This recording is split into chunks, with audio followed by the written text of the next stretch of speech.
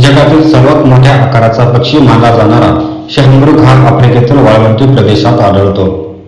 त्यांचे खाद्य असलेल्या वनस्पतीमधूनच त्यांना शरीरासाठी आवश्यक असलेले पाणी मिळते. शहामृगांना उडता येत नसले तरी ते कमानीच्या वेगाने धावू शकतात. हा पक्षी ताशी 65 किलोमीटर पर्यंतच्या वेगाने धावू शकतो. धावताना दिशा बदलण्यासाठी ते पंखांचा उपयोग करू शकतात. शहामृगाचे पाय लांब आणि मजबूत असतात, त्यामुळे एका पावलात 10 ते 16 फूट अंतर ते कापू शकतात. या पायांच्या प्रहाराने तो सिंहासारख्या हल्लेखोरालाही तो ठार करू शकतो. शहामृगाच्या पायाला 2 बोटे आणि एक तीक्ष्ण नख असते. हा पक्षी लहान कळपात राहतो.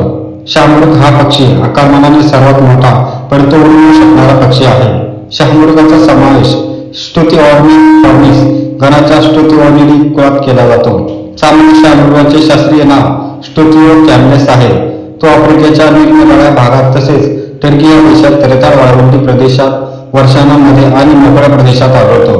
मध्य पूर्वेकडील देशात त्याची मोठ्या प्रमाणात शिकार झाल्यामुळे 20व्या शतकात तेथे त्याचे अस्तित्व संपुष्टात आले.